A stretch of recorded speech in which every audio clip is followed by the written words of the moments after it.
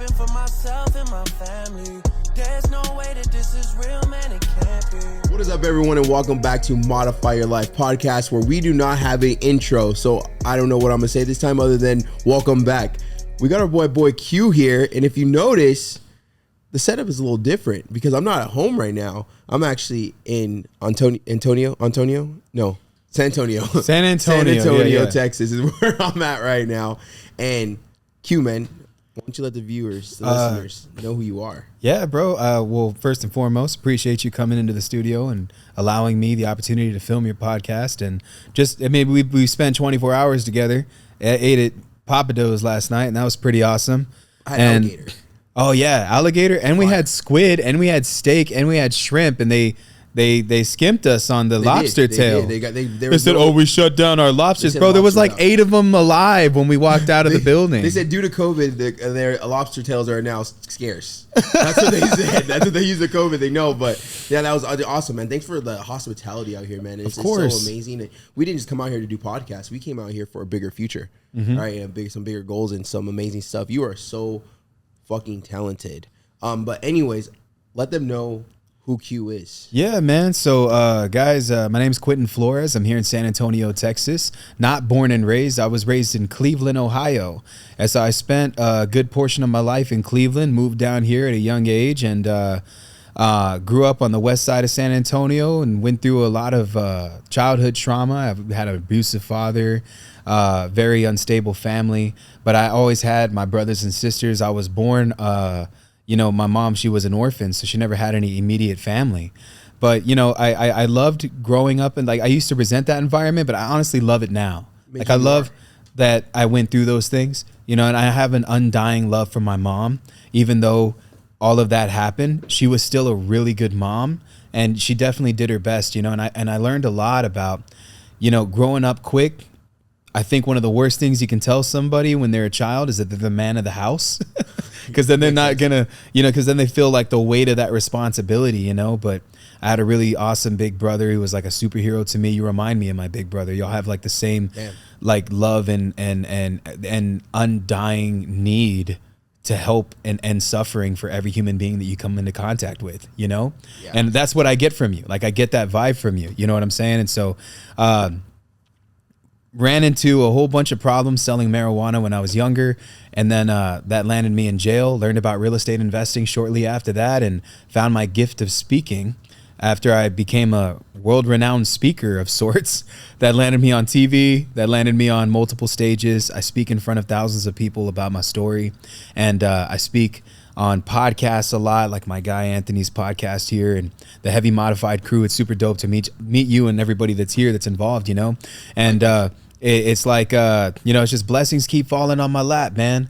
And a lot of it was built from just a lot of fucked up shit I went through when I was a kid. But, I'd say I do pretty well right now, man. I have 18 different businesses. I'm in the real estate industry. I'm in warehousing. I do virtual staffing, and I do production, which is a baby. This business here with the camera and the studio setup was barely born in June. And we currently have, I'd say, 18 active clients, which is amazing. We have different projects that we're doing, and I'm finding my passion in media now. And I just never thought that I'd make movies one day, but here we are. Yeah. So, this place is amazing. Yeah, I appreciate it, dude. We know, we're just talking about, how I started my podcast and how I was like, got a credit card. I'm like, you know what? I'm just buy all this stuff cash. Like, I'm really got to double down on myself. And your equipment is just, they can't visually see what we're looking at, but we're looking at top-notch stuff. Yeah, you know what I mean? This stuff is amazing. And like, this is so cool to be able to sit on this and be shooting my podcast and know like this is my future. Like this is a setup that I'm going to have. This is what I'm going to grow into. It's going to take work. It's going to take time, but I'm going to be able to have all this equipment and bring the best value, video and audio. Well, I think we're good with audio. I think me and Dub did a hell of a job going shop with audio, but that's the first thing, we're doing podcasts. We got to have good audio. It's the best. And it's cool to be in here, man. Because now, like I've told you, I'm a really big person about planting the seed, right? Seeing my future, like seeing what's going to happen, like planting goals. Like I want a Lamborghini, but it doesn't matter about if I want the Lamborghini. Like what am I going to do to get that Lamborghini, right? Like what am I going to do to afford this $10,000 camera or this mic or whatever it might be? So the fact that I get to sit here, like you're putting me in the seat of my future podcast. And wow. It's awesome, man. I appreciate you for that.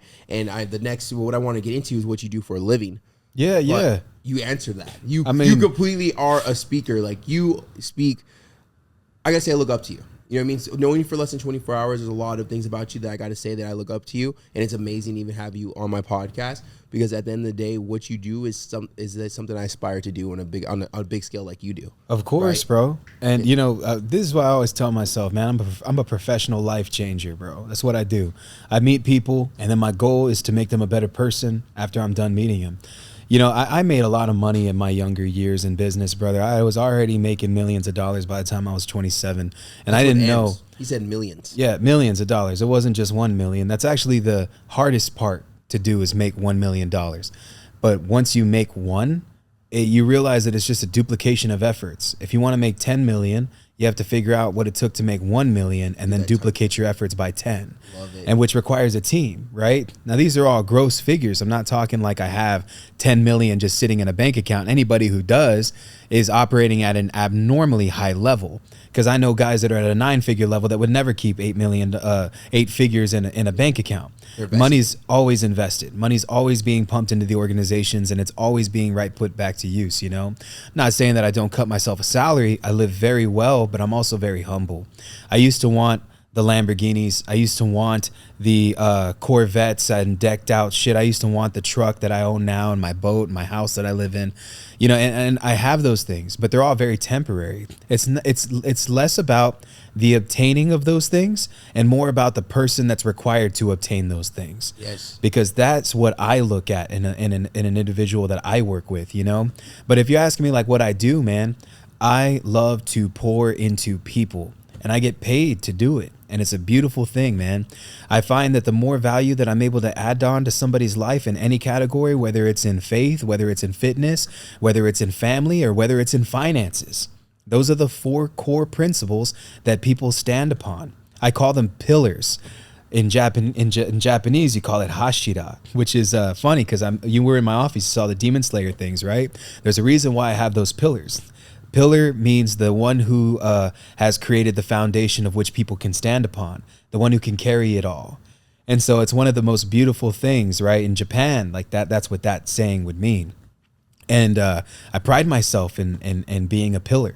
And so, you know, I want to be the foundation that other people can build themselves upon. But only for me to be able to do that, I have to completely excel in multiple categories, not just one. You can't just be a guy that's like, you know, teaching people how to make money, bro. Everybody does that on content. You can't scroll. You can scroll down. You can teach anybody how to make money every day, every second of the day. You're scrolling. There's someone selling something. Let me tell you how you can make X amount of money in X amount of time, and here's how you can do it. If you knew about these life hacks and yada yada yada, bro. Buy this ebook for this, that, or that. Yeah. There's no practicality in that, man. You know, one of the things, like we look up to some of the same people, and I think I love that so much about you, is that we have some of the same mentors, the people that we align with, you know. And I've realized, bro, that money is not sustainable if it's built on a shitty foundation. Facts. And so That's what we just had a meeting about. We literally just had a meeting about that. Like, yes, the modified brand, the Modify Your Life podcast, whatever it is that we built, we only could go so far because we need a tribe. You need to have a circle. You need to help people that are help you grow. You have to feed into these people. You have to invest into yourself, right? Mm-hmm. And that's now what you're talking about. And I feel it's kind of crazy because going off with the other podcasts I feel like every podcast that I've had since my first podcast has led on to the next one. Because last time we were talking about building a tribe. Now we're on this next podcast here with you. You built a tribe, and now you're successful at building your tribes, and now you're talking about it. So it's kind of crazy how kind of all the podcasts has flowed with each other without us even planning it out. Yeah. Right? You know what I mean? But we literally if we're all talking out about the same thing, then we must be on to something. Right. Yep. And you've implemented this, something we've been talking about, building a tribe, being surrounded around people who are going to push you. You've done it, you're doing it, and you're talking about millions of dollars that you've brought in. And I got to ask you though, because you talked about, you know, the whole drug thing before. Of course. Like, have you always had that go-getter spirit? Did you get that from, you know, pushing weight before? I didn't have it back then, to be honest, you know, you know, I had a survival spirit. That's what I had. Fight or flight mode. You're going to literally, well, that's the funny thing about humans is when you put yourself into a corner and you give yourself absolutely no choice but to breathe, like, if you're drowning, the only thing that you think about is oxygen, right? Yes. And so when you're starving, the only thing that you think about is food. When you're poor, the only thing that you think about is money. And so it's like I was always all three, you know? Damn. And so, you know, my dad tortured the fuck out of my family, bro. And the values that I ever got from him were just not to be like him. That's all I learned from my dad. You learn, yeah, I get that completely, 100%. And I think that the go-getter mentality didn't start happening until I was probably about 18, 19 years old, because I had a victim mentality most of my life. I used to blame my mom for all of my shitty ass choices that I made. I used to blame her for dancing at night. I used to blame my dad for the cocaine that he would do. I used to blame my brothers and sisters for not loving me more and resenting me for me looking like my dad because I'm his only son, you know? And so like I always felt like I was singled out and alienated. And my dad was very strict on me, and he was also extremely racist. He told me I couldn't have black friends. Wow. And I love black people, which is like insane. You know what I mean? It's funny because I grew up in Cleveland, bro. I went to an all-black school. Yeah. So, you know, going through that type of abuse and then waking up in the morning and seeing my dad doing alcohol and doing cocaine and beating on me and my brothers and sisters most of my life. And I mean beating, I mean like tying us up and torturing us, bro. Yeah. So going through that type of trauma, I always just felt like I needed to figure out a way to live. A survivalist mentality is what I had. The go-getter mentality didn't start happening until I was like, not even in the weed game did I get that. Because even when I sold weed, I did that out of an act of desperation. It was still fight or flight. It wasn't until I went to jail and a friend of mine gave me this book, and this book's called Think and Grow Rich. You got me reading that. You got me reading that, and you have a lot of my followers now reading that because that's so dope. I post my morning routine, and that's part of it. Reading for 20 minutes a day. Damn. Reading for me is very difficult. It's very difficult for me to take in information, so I have to read chapters 3 or 4 times. But this book, I'm starting to get with reading like one chapter like twice. Yeah. And it's amazing book, and it was written how many years ago? Years. You told me the whole breakdown of the over book. 100 years ago almost. And it's amazing. So thank you for that, honestly. And anyone out there that wants to start focusing on their success and, you know, learning the secrets of success, because if all these people are doing the same thing and they do it over and over again, and sometimes they just get better at it, then maybe it's not a secret anymore. We have to be open for the information. We have to look for the information, right? That's what I'm getting out of that book so far. And it is so much more to it too, man. I can't wait till you get past it. You start going into all the subconscious mind versus the conscious, transmutation of thought into reality. There's a lot of things that I didn't know, man. But you know what? I read that book even at a young age. I still didn't fully get it. I read it again now, 10 years later from that time frame. I get it even more. And so sometimes the book is only gonna give you what you are at in your life. Yeah. So read it now, being where you're at in your current income level. Read it again when that income level is multiplied by 10, and you're going to see a new man, and a new perspective will arise from that. I'm excited because it's not how many books you've read, bro. It's how many times you've read one book. And that's one of the things that I feel that a lot of people get they get sidetracked. They're like, oh, man, I should read all these books. Like, dude, nah, master one. It comes down to, you know, okay, you got all this information. Right? Say you read 50 books. What did you implement from that book? Nothing. The 50 books. Did Most you read of them, 50 nothing. books just to read 50 books just to show that you read 50 books? Or did you read one book and you learned the information from it and you went to excel in your life with it, right? Because that's more beneficial. Why am I going to waste reading 50 books and do nothing with it, or read one book and take that knowledge and implement it in my day-to-day lifestyle, and now I'm growing bigger, stronger, smarter, whatever it is you're trying to get out of that book, right? And that makes a lot of sense with quality over quantity, right? Mm-hmm. Everyone talks about it. Retouching on what we were talking about earlier, which you know, when you got that, you know, that go-getter spirit, you said something, and you said something that I feel like everyone needs to hear. And you didn't start getting that go-getter spirit until you started realizing that you were the problem. Yep. And that's exactly what I tell people. You asked me earlier, when did you make that switch? And I made that switch when I realized it was up to me to get my shit together. It was up to me to make a change. It was up to me to better myself and take myself seriously, right? And you had to do the same thing. And how difficult was it for you to look yourself in the mirror, or whatever is that time, that mental switch, right? When you modified your life, how difficult was that for you to realize that you were the problem and it's up to you to fix that shit? Someone had to bring it out to me. That's what it was. It wasn't even me. And there's a lot of people, I think, that I could give credit to. My mentor, Preston Brown, one of my mentors, Chris Carrillo, another mentor I have, his name is Robert Sutcliffe. I mean, I could tell all of them they didn't teach me a lot, but they gave me words. Like, I can tell you right now, there was like certain things that I needed to hear, and I couldn't hear it from no one else. I needed to hear it from someone that I knew that was above me. Because I was so stubborn, bro. I always felt like if you were trying to give me advice, you're not in a position where I would trade places with you for me to respect the advice that you're going to give me. Damn, you just taught me something. That's how I think right now. Like, and it was a very stubborn thing, and it wasn't healthy, bro. And, you know, because everybody has something to teach you. You know, and my guy Chris, he was one of my first mentors. He was the one who kind of brought it out of me. He's like, dude, you sleeping on yourself, man. Like, what are you doing, dog? You have all these amazing skill sets and you're only applying them to one thing? He's like, dude, you need to fucking wake the fuck up and know who the fuck you are. That's a real friend. When he told me that, bro, like, he wasn't even any better. He was an alcoholic and he was going through a divorce. But he told me something that I needed to hear, and I wouldn't have heard it from anyone else. And so I really respected him when he told me that, you know. And now, like, he's still a good friend. I don't talk to him too much anymore, but I needed to hear that. That was my first breakthrough. You see, a breakthrough and getting this mentality that you're speaking of is a constant journey. You're going to have breakthrough after breakthrough after breakthrough, and it's going to meet you at different levels of your life. Because the older that you get, the more people that you leave behind. And then the older that you get and the higher that you climb the ladder, you're going to meet new people that are going to be involved with your journey for that chapter of your life. And so you get to dictate the level of value that they add to your life by your level of being a sponge for knowledge. Yep. And so, man, I mean, after a couple of times, bro, like, you know, a meeting Preston, I was already making millions of dollars. I was 29 years old. I had an office that was driving itself into the ground, and I was spending money profusely on things that I thought I needed to spend money on because I still had a hustler mentality. Preston brought it out to me. He said, Q, he didn't want to, first I didn't want to listen to him. By the way, I never paid for mentorship in my life. My business partner, my previous partner, Garrett, he went and he spent 30 grand for that mentorship. I got so mad at him, bro. Because I was like, why the fuck did we just spend money that we didn't have on someone that we don't even know? I go to El Paso and I get a chance to meet this guy who's pretty much built half of El Paso. All right. And his name's Preston Brown. He owns a huge company called Summis Realty.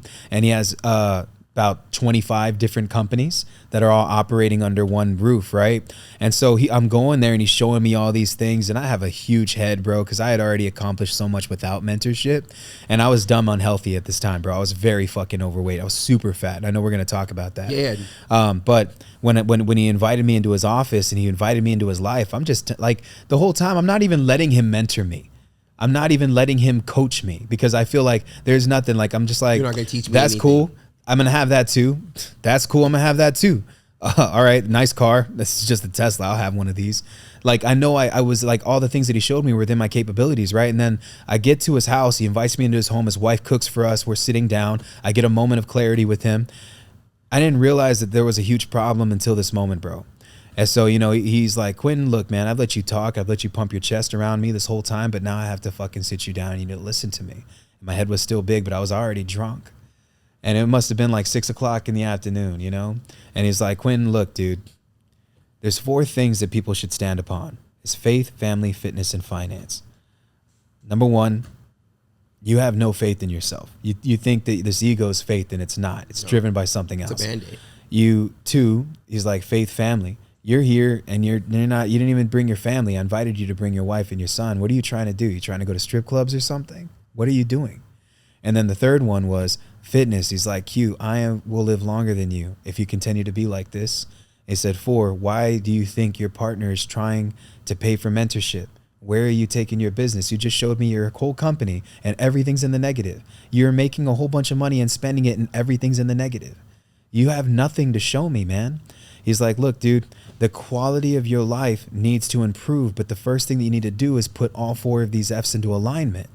I'll never forget this conversation, bro. And he told me, he's just like, what is the thing that you really want to do? Because it's like you're trying to prove yourself to me. That's what he told me. And I was like, man, I just want to fucking make a whole bunch of money, dude. That's what I want. And he's like, why? And so I told him it was because I've been poor my whole life. And he said, why?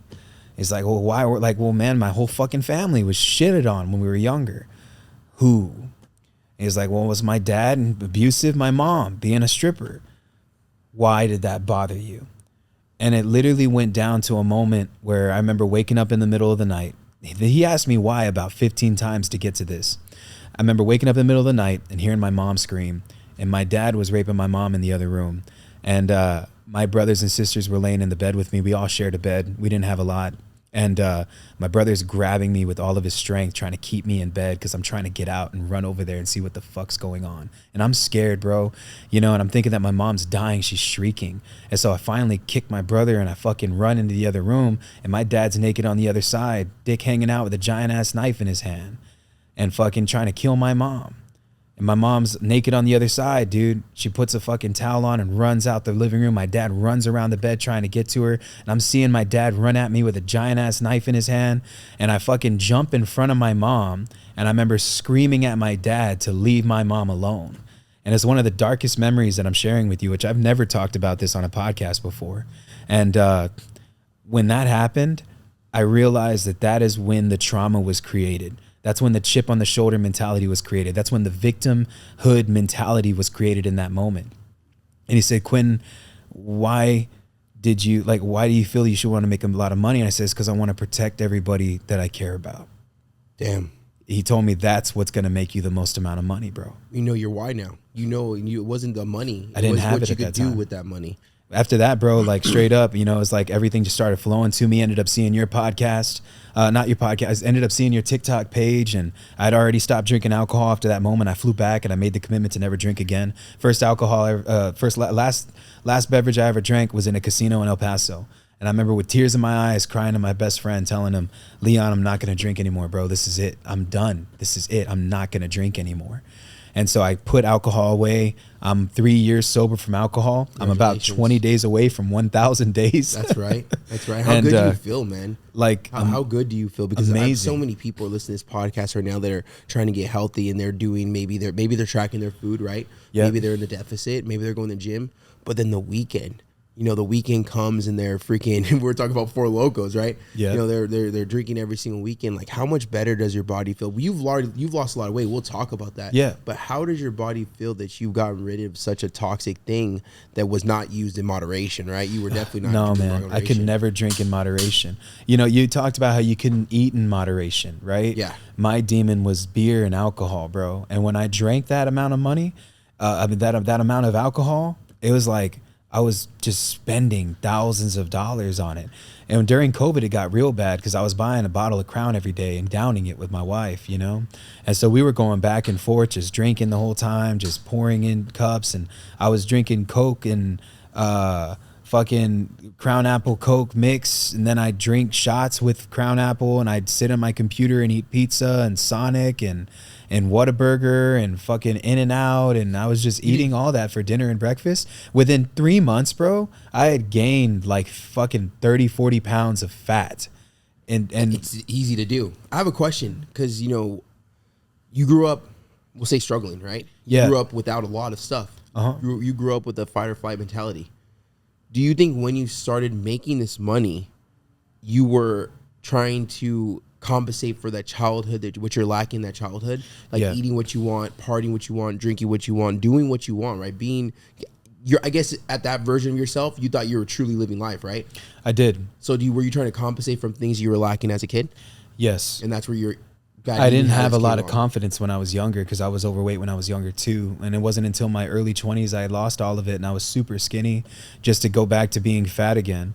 And you know, when I stopped drinking, I was looking for something else that could fill that void, and it was food. Yeah. And so I ate so much, man. And it wasn't until, I saw your video, it popped up out of nowhere. And I was like, dude, if this fucking guy can do it, man, I can fucking do it. Like, how many times have I proved motherfuckers wrong in my life? Yeah, and we feed off the same thing. We feed off that those negative comments. And, you know, and that's why I post my content, man. I post that shit. That shit's my insecurity. That skin is an insecurity. Even though I post it all the time and it's on social media, bro, that is a real insecurity. My body doesn't look normal. I understand that. I get it. I feel that. But by me posting that, right, by me showing the hard work and the dedication I had to put into, by me showing my life change, by me showing my fails, I get to help amazing people like you. That video to me was made for you. Whatever video that was you've seen, it was made for you because you took that video, you got that little bit of that motivation, but you built discipline out of it. It's not about being motivated. It's about building discipline out of it, right? Yep. Breaking those bad habits because you've had to get rid of a lot of bad habits you built crap ton. from your life. Yeah, it's not including your childhood traumas you had to get over until it took someone to point everything out and be like, this is what's going to make you the money, right? Not the Lamborghini, not the Louis Vuitton backpack, not the whatever it is. This is why you're going to make money. You're going to make money because you want your family to never struggle again. You never want to struggle again, right? And since you had that conversation, and since you broke those bad habits, since you built discipline in your life, since you took yourself seriously, you have not struggled again. It's been a long time. And you have a full fucking team, bro. A full team. Like, this is so motivating to not only myself, but to my team looking around right now, where I hope they're watching this podcast and they're all looking behind right now. And they're envisioning this is us in a couple weeks, a couple months, or a couple years, whatever it takes, right? Mm-hmm. Because it's possible, right? Once you start building that discipline, once you start taking action, once you start taking yourself seriously, anything is possible. And I think it's safe to say that you're a walking testimony to that. It was a lot of breaking limited belief systems, because for the longest time, I didn't think I was worthy of doing any of this stuff, let alone being on a podcast and talking with the level of confidence that I have.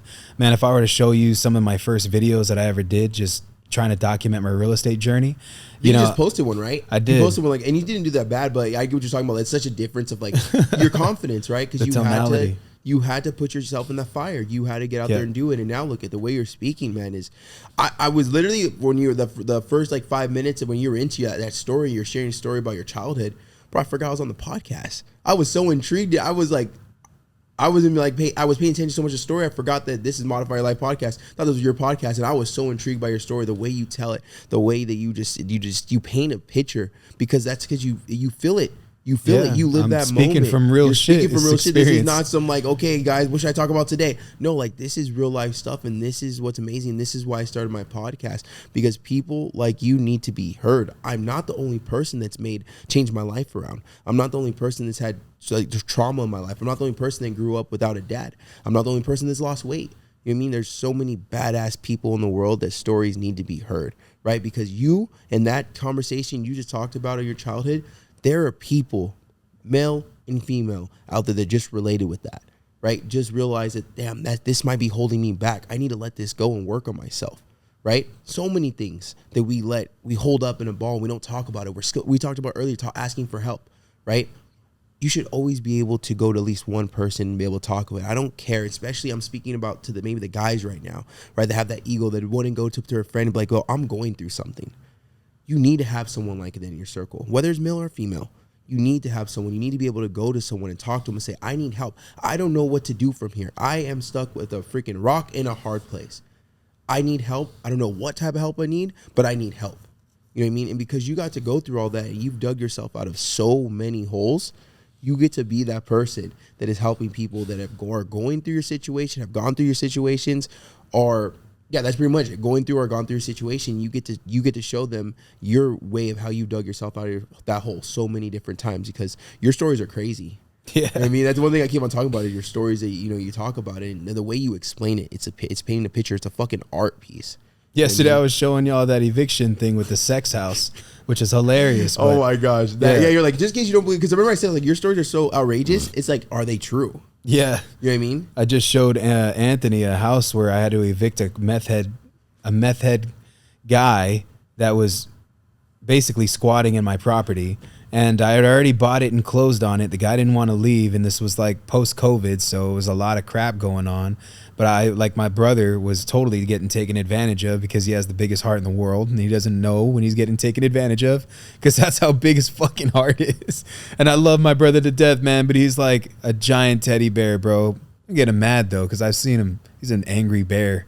But we had to evict this guy from the crib, and turns out he has the largest collection of butthole porn I've ever seen. And I'm just blown away, man. I'm telling you, you know the shit's free on the internet, y'all, right? Like there was no reason for him to max out credit cards on this amount of shit. Some expensive stuff. Like there was like the whole lifestyle. There was like a whole life size thing. Like it was like a torso. I was like, bro, I've never even seen this. But where do you Google to find this stuff? But they're out there apparently. It's out there, man. He dropped a lot of money on his whole dungeon. We'll call it just a dungeon. It was literally a 50 dungeon. 50 Shades of Butt. That's what it was, man. You were over here just throwing things around. You're touching things. I was like, bro, what the heck is going on, man? That was a funny video. I've been through that so many times in business, dude. Like in real estate, I don't know why, man, but I get the worst deals. And they're always like so much obstacles, but also showcases that anything's possible when you truly go to work on yourself, man. And you talked about this earlier. You're like, you gotta do the internal work. Man, my income level has 10x since I've lost weight. That is a big thing to say. That literally was my next thing is you struggle with your weight. You said you're making a lot of money and your health was declining, right? Yep. Because you were so focused on that bag. You were so focused on making that money. You kind of you didn't realize, I don't think at the time, if it's the same kind of speaking for you, that the one thing that makes money is the thing that you were not paying attention to the most, and that's your body. Because you get one of them. You're no good with $1 million in your bank account when you're dead. Yep. You're no good. You're no good. You're not going to last. You're not going to be able to support your family for the rest of life like you plan on doing if you have a heart attack at a young age. Mm-hmm. I mean, so when you notice your health declining, when was like that wake up call when you started not focusing on business, right? But you started focusing on that body, your health, that number on the scale. I woke up in the middle of the night and I couldn't breathe, and it scared me. So like it took me forever to get my breath back, about maybe like an hour of heaving. And I went to the doctor. And then I stood on a scale. I had already been a few months sober from alcohol, but my eating replaced that. So I was violently eating, bro. I was probably eating something every minute of the hour. It was that bad, man. And I just, didn't think anything of it, really. I just thought if I got rid of alcohol, this was going to be all right, too. But the alcohol had already done so much damage, And so I woke up in the middle of the night, not being able to breathe, went to the doctor. Doctor told me that my cholesterol was extremely high, and any higher would be like heart attack level. Yeah. And then he also mentioned that I was a borderline type 2 diabetic, and that I was severely overweight and super unhealthy. Yeah. And so it was a huge wake-up call. He told me that if I kept going the way I was going, that I'd have a heart attack by the time I was 35, and I was 30 years old at the time. I got off like record, I guess, when he's just talking to you. He basically told in your head, you probably took it. He gave you 5 years. Literally, he said I would die in 5 years, practically. Did you have any like darkness around the eyes or like around the neck? Yeah, or anything like that? So I had that too. A lot of people bro. always ask. Like I had black on my forehead for those that are watching video form. It's like black all right here. A lot of my old content, you can see it. And I had a lot of black around my eyes. Not so much on my neck, but didn't know, but it was pre-diabetic. Wow. You know what I mean? And it's a scary thing, right? Because I didn't know what it was. I thought it was like, maybe I slept wrong, but I was sleeping wrong. I always have hats on. It'd be every excuse but getting my shit together because of my health, right? You never want to think it's your health. He was like, oh, well, maybe it's my hat or whatever it is. So yeah, and like the pre-diabetic thing was I didn't know that until I started getting my stuff together, and a doctor told me like, yeah, that's signs of pre-diabetic. Wow. You know what I mean? I got to the point where like I would be standing and my left leg would have a burning sensation, like literally because there's like on fire inside, and that was like a shorter circulation in my body. You know what I mean? So it's like it's so crazy that we share a lot of similarities when we're talking about life change. Now, obviously, we started at 2 different weights, and I'm happy you never reached over 600 pounds. Like that's amazing. It's not a flex that I got to over 600 pounds. I'm happy you caught yourself sooner than that. And how much better, how much happier are you at with your? I'm not talking financially, bro. Yeah, we know you're crushing it financially. I'm talking about you, like Q. Like how much happier are you now with yourself and your life that you've lost that weight? Number one, I can make love to my wife without killing her. It's That's a really big good flex. thing. Yeah. I used to break her back because I was so heavy. That's a lot of force. It's a lot of man meat coming I'm down, just my saying. boy. I know. Trust me. I know. I got some stories too, but yeah. And 2, I can see my wiener when I look down now. I was going to say, you can see it now. When you look down, it's not just your toes. It's not just my toes. That's amazing And, feeling. Dub, don't 3, laugh. You don't know about that, Dub. All right, so I'm gonna be serious on 3 and 4. Right, just want to say those two. Those things are serious things. Those though. are serious. We haven't even touched on it yet because I'm like, dude, do I get banned the first week of having a podcast? But that's real stuff. That is real stuff. It is, man. When you get to a certain weight, you just reach down there and go pee, but there you ain't looking. There's no point of looking down. You know what I mean? But the last two of your more serious ones, I definitely want to hear. Well, I love my son a lot, man. My son is literally everything to me. There's nothing cooler than being a dad to my boy, bro. I love that. And he's everything, man. And I always try to set a good example for him. And he used to call me fat, and he didn't know. Kids are mean. But he just, you're fat, tata, is what he used to tell me. And it's not a big deal, man. What it was I was leading a bad example for him, And so now I come home and I'm all puffed up from the gym, and I just got done making a few business deals, and I'm able to hang out with my son, and he's like, he feels safe and protected around me. I can run around and not get gassed with him. I can take him fishing with me. I can haul my boat up by myself, bro, onto my truck, and I could dock it. I could put that bitch into the water alone. I don't need anything. Not be out of breath and not be so mad that you have to do it, right? And I'm like, the strength all around, being able to jump up, jump down, being able to do so many things, man, that I wasn't physically capable of doing on the before. playground. Even just traveling and going places and having the energy and the excitement to want to travel, knowing that where we're going, I'm going to have to walk for a long time. And being okay with that. Yeah. Right? Because how many times you turn down opportunities because of the walking, because of the whatever to get there, right? And I talk about that a lot. Like we adapt to living a lifestyle that is not a lifestyle. It's more of a cage. Yep. Right? Because of the whole time that I was overweight, I don't have kids. I have a godson, and I have brothers and sisters and cousins and everything like that. No kids. Those are technically those kids. are my kids. Yeah. Those are 100%. Yeah, they're just expensive as kids too. And I missed out on so many years of being a brother and being a cousin and being a nephew because I got to a point where I was so big where it controlled my life. Right, it stopped me from doing things, and now I could take my godson to Chuck E. Cheese or I don't know whatever's open that they have the playground. I could play in there with them. Like I have video of me doing that. I could go snowboarding with my little brother. I could go to Disneyland with my sister. My sister has a learning disability, so that's one of the, not to say the only reason, but that's one of the big reasons why I had to get my shit together. Because one time I had a dream that I was on a deathbed, and that there was no one there but my sister. Wow. And I was like, oh no. Like I was such in a bad place. I was having bad dreams every single night. Let me just go and say that I wasn't in a good headspace before I got my stuff together. But that was like something that will for always haunt me, because I was thinking while I was in this dream, like what's gonna happen if I pass away right now? But I was already in my deathbed. Damn. And I was like, oh no. And that was crazy. And I've never brought it to anyone. Francine just heard a story for the first time. I was in a very, very bad headspace before I lost weight.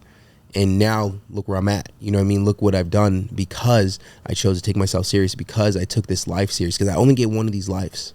Yep. We only get one, man. We only get one of these lives, and I feel that we don't respect it enough. You know what I mean? To make a change, but you're listening, and you're watching two people, and there's more of us out there, but these are the two people here right now that were in very, very dark and places where we maybe felt that we couldn't get out of, but we climbed out of them. You know what I mean? And that's something just real, that's just real as hell. And I'm proud of you, bro, because I know it was hard. And you're not done. You're not done. We got other hills we got to climb, right? Yeah. Life didn't get easier because we lost weight, but at the same time, now we can help people while we're still learning about life, because we're never done learning about life, bro. You know what I mean? We're never done, right? It's like a continuous journey, even in business, bro. New levels means new demons, bro. That's all it is, man. Yeah. As you just get stronger at fighting them. That's it. You got it strong. I think as bro say, we both up here are pretty strong, man. And it's like, and if you could give some type of knowledge to anyone on a journey, I'm not going to say business, I'm not going to say weight loss. I'm going to just say that wants to get on this path. This path is something to become successful, to figure out who they want to be, to make their self actually happy. Like what kind of, motivation or inspiration would you give them? But if there's anything that I would say to anybody that's listening out there, and I wish I would have gone through, this is so crazy, man. You get to a point in your life where you make a lot of amazing things happen, right? And it went like, dude, I'm telling you, I've pulled some crazy shit out of my ass in business, bro. There are still people that I look up to that inspire me, that are at higher levels. Like I look up to Ed Milet. I look up to Andy Frisella. Those guys are probably doing 10 times what I'm doing, and it motivates me, right? But you could listen to what Anthony and I are saying right now and resent us for it because you're not in the right headspace. And I'm going to call you out on it if you're listening to this and you're thinking that either he or I are bragging about what it is that we've done and what it is that we've accomplished. We're very proud of what we've done. And the reason that we're sharing these things on this podcast is because we know that it can impact other people, because Anthony and I have the same passion for helping people in different categories. Yes. Even the same, whether it's mindset, fitness, business, don't matter. It's all the same, you know? And so, man, you get to a point where you're making a lot and it never seems like it's enough. And then you get to a point where you're down, but then you remember places in life where you were down further. Dude, yes. And sometimes, man, I know it sounds crazy for me to say this, I wish I could rewind the pendulum on the clock, man, to the time frame when it all began and live it over one more time, because I wasn't present in that moment. You didn't know that this was building the best version of you. Yep. I wish I would have just taken more time to appreciate my own growth, bro. So if I were you and I was listening to this, I would just be all right with how long it's going to take, you know? And take every single day in front of you like it's an absolute blessing, because God's going to bring some crazy ass shit in your life, bro. And you're probably going to doubt that dude up there. And you're going to say, why the fuck would you do this to me? You know? Or you can look at it like, this is part of what I'm supposed to do. This was meant for me. This is meant for me. Maybe the next person can't and handle he it. wouldn't have been able to, he wouldn't give you something like this if it wasn't meant for you. Fact. And so you could look at all the hard shit that you have in front of you. You could look at the bill that you might not be able to pay next month. You could look at the friends that are messing you over. You could look at the fucking, the person who's changing their life, and you can either resent it and be somebody who's like, man, fuck that dude or whatever. Or you can look at what we're saying and, man, be like, dude, all right, you know, I'm going to apply that shit. Yeah. Because if the student, you're going to be a student for a long time, man. But when you're ready, a teacher will appear. And that person can be anything. This teacher does not have to be a physical human being. It could be a moment that the hospital guy, the one who told me that I might die, Yeah. that was one of my mentors. That was my teacher. Yeah. That dream I had. The dream. Somebody like you created that, and that taught you something valuable about life. Me getting into all the bullshit that I got into when I was younger in the drug game, those are all mentors, bro. A mentor ain't just a physical human that's pouring into you. It's lessons that you get in life through shit that just happens and you don't know why, but you get better and you get stronger. And you had to go, and since going through all that, now you're realizing that it was meant for you because you had to learn something from it. Yeah. Right. People are so focused in being in that, like that. Think of like a tornado, right? You're in a tornado, you're spinning. You can't see the way out. But over time, you're going to shoot up. And you be able to look down that tornado and be like, damn, okay, this is it. There's the lessons I learned. Look at everything I've had to learn. I've had to go through. And now you get to look at it. Now you're not out of the tornado yet, because you're about to hit another one, because that's just life, right? But you had to learn all that stuff. I had to go through this. I had to become over 600 pounds. I had to get depression. And the crazy thing is, it's something I was saving to talk about a podcast, you know, with Daniel, is that I didn't believe in depression. Right? I was always overweight my whole entire life. I didn't believe in depression. Like, how are you, this skinny person, this skinny guy, this skinny girl, going to be depressed about something? And I've been overweight my whole life, being made fun of, and I'm not depressed. I'm a happy person. Right? That's how I looked at things. Right? But when I went through my own form of depression, when I went through depression on my own form, I went through me being depressed after losing my grandpa. I realized it was a chemical imbalance. I realized that there was nothing, bro, I could do to make me happy. And I'm a happy person. So now something's affecting who Anthony Lopez is, right? And I couldn't pinpoint anything to like where I had to Google my feelings to kind of, it basically told me you're depressed. You know what I mean? You're going through some type of depression. And it took me to go through that, and fast forward, literally a couple months later, my friend going through the hardest time of his life for like 2 years straight. And if I didn't go through my depression, if I didn't go through what I went through, if I didn't watch my grandpa pass away from cancer, if I didn't build a stronger Anthony Lopez, I would have never be able to be there for my best friend, because I would have thought he's BSing. Like, how are you depressed, bro?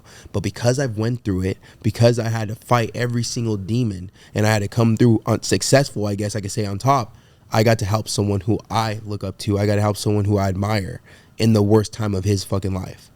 But if I didn't go through that, I wouldn't be able to help him, because how am I going to help someone if I really don't relate with them? I feel you know what I mean?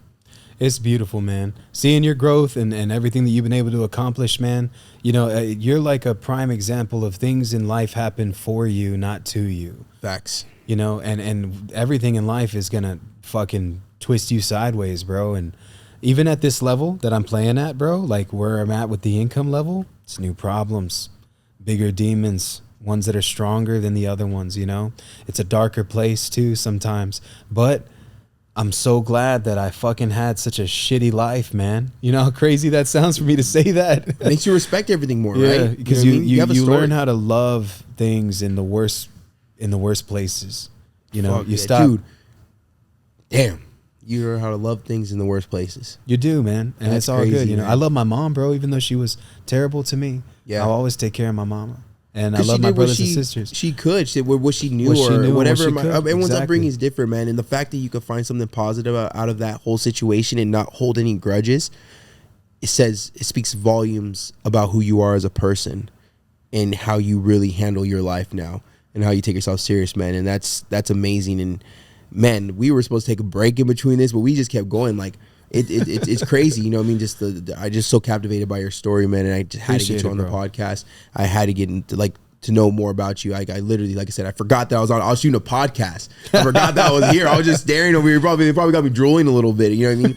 But man, like, I'm so proud of you, and I'm so happy that, you know, I get to be a little part of your story, that you saw some motivation. You saw one of my content and motivated you to do something. I know last time you're like, we were talking just earlier, we just had a business meeting earlier, and you're like, man, I owe you. I'm like, no, you don't owe me nothing, because you're the one that put in the work. You know what I mean? And that's something I feel that we were just talking with Dove about, my filmers, that we don't give ourselves our roses sometimes, right? Because we're so used to working so hard, we kind of forget to sit back and really give ourselves a pat on the back, right? Look at ourselves in the mirror and be like, you could have went this way, but you decided to work on yourself. So I see that you're the same way as everyone that's probably in this room. So I'm gonna give you roses, man. You owe me shit. You're the one that put in the work, man. You're the one that put in the work. You're the one that dug yourself out of holes, and now you get to help other people and you get to mentor other people, bro. You earned that shit, man, and that's amazing. And I think we touched everything, Yeah. with no freaking break, man. So other thing I have left, bro, is just let them know, one, where they can find you out, but then also two, if you would like to talk about your event coming up. Yeah. So guys, you know, my guy Anthony's going to be speaking at our events March 17th through 18th here in San Antonio, Texas. We're going to be bringing him out, and I mean, he's an amazing dude, bro. But our event is all about entrepreneurship, all about business, and you know, is about changing your life. This is a fully immersive event. I got people that are on this stage that touched my life heavily, bro, that have poured into me nonstop and have been a part of what we've been able to do. And I'm glad to share this level of proximity that I have with the individuals that I'm going to be there. This ain't no speaker bullshit rah-rah event, bro. You're going to be involved. You're going to have a breakthrough. You're going to learn something amazing about yourself. You're going to use that to build your business while getting the practical steps that you need to create that for yourself. Whether you're looking for something in faith, family, fitness, or finance, all four of these things you will find at this event. And so come on down, man. It's at the Norris Conference Center here in San Antonio, Texas, March 17th through 18th. And I look forward to seeing you guys there. You can go to awgrowthevent.com. AW like root beer, awgrowthevent.com. We'll link that. And you guys can go on ahead and grab your tickets, man. But y'all can follow me anywhere on all platforms. Real Quentin Flores. Quentin spelled the way it's supposed to spell, the only way it's supposed to be spelled. Spell for the people like me, because I can't spell Quentin. Quentin. You know what I'm saying? Anyways, man, go to QuentinFlores.com and look me up, dude. I love helping people. Let me know how I can help you. That's freaking amazing, man. And before now we're gonna just talk. We'll probably still leave this in, but bro, I'm nervous to be talking in front of that many people. When you asked me and I hung up, I looked at Dove and I looked at Dove and Francine. I was like, he's asked me to speak on stage at an event, and they're like, hell yeah. I was like, I act like I fucking passed out, because I'm actually a very shy person. I don't know if you could tell that. No, but I can't tell at all. I'm a shy person, and it takes me a second to get comfortable. Like when we shot your podcast, Yeah. I was a little nervous, and then we're doing mine. I still got nervous again. I don't know why I do that, but I learned to like fight and stuff. But I'm very, very nervous to speak on stage. But I know that I'm gonna be able to get up there and bring value to these people that are paying to be there. That want a breakthrough. They're actually gonna get up there and take the notes on the different speakers and what they can learn from, and they're gonna implement it. Because everyone has a story. Everyone has something to bring to the table. But like you said, are you willing to put in the work? Are you willing to take that knowledge you're taking from this event and implement it into your life? You know what I mean? That's what takes it. Listening to it don't mean shit. Listening to stuff means nothing. We can listen to millionaires, billionaires, whatever it is. But if we don't implement the tips and the tricks that we're getting from them, then we're going to continue to be this in the same boat, making the same amount of money, making the same mistakes, keeping the same habits, you know? And that's it. So I'm going to end on that note. Dude. Don't consume, use this shit. Yeah, don't just be, don't consume. Don't just consume. Implement it. Implement. That should be like the word right now. Just implement it. And with that being said, thank you everyone for listening to Modify Your Life podcast. You know exactly where to reach Q at. Once again, go out your Instagram or you're the same on all platforms, right? Yeah, literally. All right, Real Q, Quentin Flores, the real man. Quentin Flores. Follow me. Hit me up, dude. I'd love to help you. Send me DM, hit me up. I'm your host, Anthony Lopez, also known as Heavy to Modified on all platforms. If you found something value, if you heard something of value, if you enjoyed this podcast, like it, share it, comment if you have an option, and comment if you're watching on YouTube. Follow if you're on Apple Podcasts. Yeah. Write a review on this, because we do not make any money doing this. But I love the fact that I could bring value to you guys. I love the fact that I'm in a position where I could do stuff and invest into myself and keep bringing value to people that can not be able to afford my online coaching. This is a way that you're going to be able to tap into my brain and other people's brain like you are so successful, right? It's going to be this. So if you got value in any of this, go ahead and show some love. I'd appreciate it. And I will see you in my next podcast. Thank you, guys. There's no way that this is real, man.